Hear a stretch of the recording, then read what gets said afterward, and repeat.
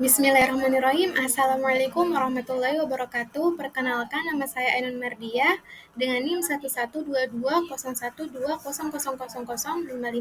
Kali ini saya akan membahas mengenai analisis makna balaghah surah Al-Baqarah ayat 142 sampai 143.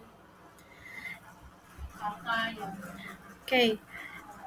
Pada surah Al-Baqarah ayat 142 yang berbunyi, sayaqulu sufaha'u minan nasi ma wallahum an qiblatihim allati kanu 'alaiha qulillahil masyriq wal maghrib yahdi man yasha'u ila siratal mustaqim. Nah, pada surah tersebut terdapat kalimat sayaqulu yang terdiri dari huruf sin yang bermakna sin al-istiqbal yang menunjukkan masa depan yang dekat dan juga fi'il mudhari Yakul yang berarti yang berarti berkata.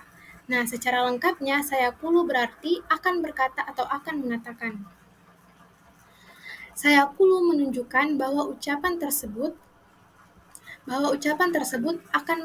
akan terjadi di masa depan, yakni setelah perubahan arah kiblat dari Baitul Maqdis ke Ka'bah. Orang yang tidak beriman akan mempertanyakan perubahan arah kiblat tersebut. Nah, huruf sin ini memberikan kesan bahwa ucapan tersebut pasti akan terjadi segera setelah peristiwa perubahan arah kiblat diumumkan. Nah, dalam kitab Tadris Al-Ma'rifah menjelaskan huruf sin pada kata sayaqul menunjukkan bahwa akan berkata orang-orang yang kurang akalnya, yaitu kaum Yahudi dan Nasrani.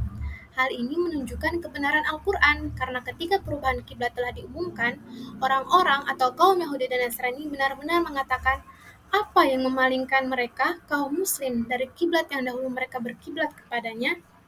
Nah, jika kaum Yahudi dan Nasrani ini tidak mengatakan hal tersebut, berarti menunjukkan Al-Quran tidaklah benar. Namun mereka benar-benar mengatakan apa yang disampaikan oleh Al-Quran. Alasan kenapa ayat tersebut menggunakan sin, agar saat itu Nabi dan umat muslim mempersiapkan diri dalam menghadapi pertanyaan-pertanyaan para kaum Yahudi dan Nasrani. Selanjutnya ada kata as-sufaha. Nah, kata ini menunjukkan kebodohan kaum Yahudi dan Nasrani yang kala itu benar-benar mengatakan apa yang disampaikan oleh Al-Quran.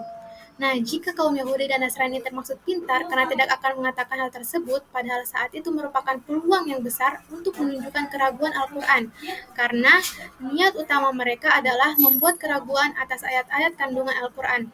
Namun di sini sangat jelas bahwa mereka, kaum Yahudi dan Nasrani, mengatakan apa yang disebut dalam Al-Quran.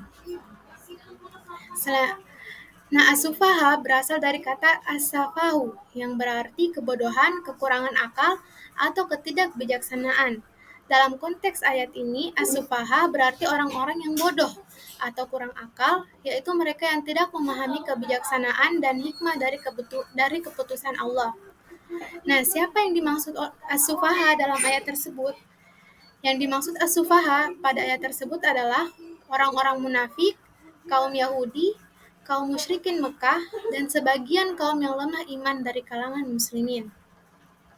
Kenapa menggunakan kata as-sufaha, bukan al-juhala?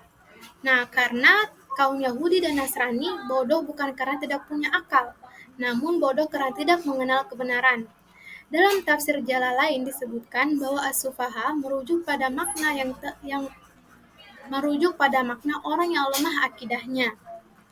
Nah, perbedaan as-sufaha dan al-juhala, as-sufaha itu orang yang bodoh, kurang bijaksana, atau tidak memiliki akal sehat dalam bertindak.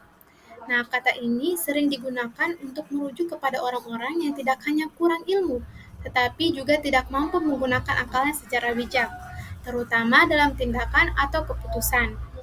Sedangkan al-juhalah sendiri, orang yang jahil atau tidak berilmu. Nah, kata ini lebih menekankan pada kurangnya pengetahuan atau informasi tentang suatu hal, sehingga tidak memahami kebenaran. Selanjutnya ada kata lillahil masyriq wal maghrib. Nah, kenapa dalam ayat tersebut tidak menggunakan langsung Allahu Rabbul Alamin?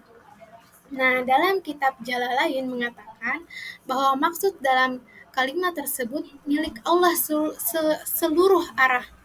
Maka Allah berhak memerintahkan perpindahan kiblat ke arah manapun. Nah, dalam tafsir Al-Misbah yang dijelaskan oleh Ustadz Quraish Shihab, milik Allah timur dan barat. Kita menghadap ke timur akan menjumpai Allah, mengarah ke barat akan menjumpai Allah juga. Namun, Allah menginginkan menetapkan satu titik arah kiblat untuk semua umat Islam menghadap saat beribadah. Nah, pembahasan inti dari surah Al-Baqarah ayat 142 ini adalah perubahan arah kiblat dari Masjidil Aqsa ke Masjidil Haram. Nah, ayat ini menyebut bahwa orang-orang yang kurang berakal mempertanyakan keputusan tersebut. Allah menegaskan bahwa perubahan arah kiblat adalah atas kehendaknya untuk menguji keimanan manusia, khususnya siapa yang mengikuti Rasul dengan tulus. Inti dari ayat ini adalah penekanan pada ketaatan kepada Allah dan penerimaan terhadap ketetapannya tanpa mempertanyakan hikmah di baliknya. Nah, selanjutnya surah Al-Baqarah ayat 143 yang berbunyi Bismillahirrahmanirrahim wa kadzalika ja'alnakum ummatan wasatan liyakunu syuhada'a 'alan nasi wa yakuna ar-rasulu 'alaikum syahida wa ma ja'alna al-qiblata allati kunta 'alaiha illa lina'lama man yattabi'ur rasula mimman yanqalib 'ala aqibaihi wa in kanat lakabiratan illa 'alal ladzina hadallahu wa ma kana Allahu liyudi'a imanakum innallaha bin-nasi laraufur rahim. Nah, di ayat tersebut terdapat kata wasatan. Dalam kitab tafsir Al-Misbah menjelaskan yang dijelaskan oleh Ustadz Quraisy Shihab, yang baik menurut agama Islam adalah yang berada di tengah agar menjadi contoh teladan bagi manusia lain. Nah, kata wasat dalam kitab Jalalain bermakna muttasiful asya. Di ayat ini menjelaskan bahwa kaum muslim, kaum Nabi Muhammad, dijadikan umat pertengahan atau bahasa modernnya dikenal sebagai moderat yang tertuju pada tidak bebas seperti orang liberal, tidak terlalu sarkas seperti orang ekstremis, yaitu menjadikan umat Islam sebagai umat terbaik, sebagai umat pilihan yang adil, yang mengumpulkan antara ilmu dan amal secara seimbang. Pertanyaannya, kenapa umat Nabi Muhammad dijadikan sebagai umat yang moderat? Liyakunu syuhada 'alan nas, untuk menjadi saksi atas seluruh manusia. Dalam penjelasan ayat ini, Al-Imam Ahmad As-Sohibi menyebutkan bahwa di antara anugerah Allah Subhanahu wa Ta'ala bagi umat Islam, yaitu dijadikan sebagai umat terbaik. Nah, dalam ayat tersebut juga terdapat kata illa lina'lama. Kenapa ayat ini kenapa ada kata ini yang sebenarnya Allah itu sudah tahu, bahkan dari dulu Allah itu sudah mengetahui. Nah, alasannya karena Allah itu memiliki maksud, ingin melihat secara langsung apakah hambanya akan tetap mempercayai dan mematuhi perintahnya yang disampaikan oleh Rasul kepada umat muslim atau malah sebaliknya. Selanjutnya ada kalimat liyudi'a imanakum. Nah, dari ayat tersebut artinya adalah Allah tidak akan menghilangkan atau menyia-nyiakan keimanan seseorang. Nah, dalam kitab tafsir Al-Misbah yang dimaksud adalah Allah tidak akan membatalkan sholat hambanya saat perpindahan kiblat terjadi bagi yang belum mengetahui perpindahan kiblat saat itu. Namun, kenapa tidak menggunakan sholat pada kalimat tersebut? Padahal yang dimaksud pada kalimat tersebut adalah sholat. Ustadz Quraisy Shihab menjelaskan dalam kitab Al-Misbah, Allah tidak akan menghapus iman karena sholat adalah tanda iman.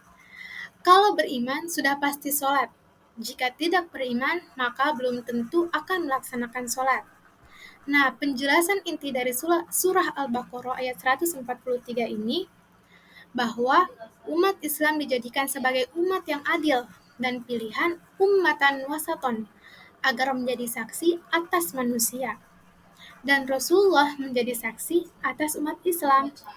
Ayat ini terkait dengan perubahan arah kiblat yang merupakan ujian untuk membedakan siapa yang mengikuti Rasul dengan sepenuh hati Nah, pesan utamanya adalah pentingnya keadilan, ketaatan, dan kesaksian dalam menjalankan ajaran agama Islam. Cukup sekian, terima kasih. Semoga bermanfaat. Wassalamualaikum warahmatullahi wabarakatuh.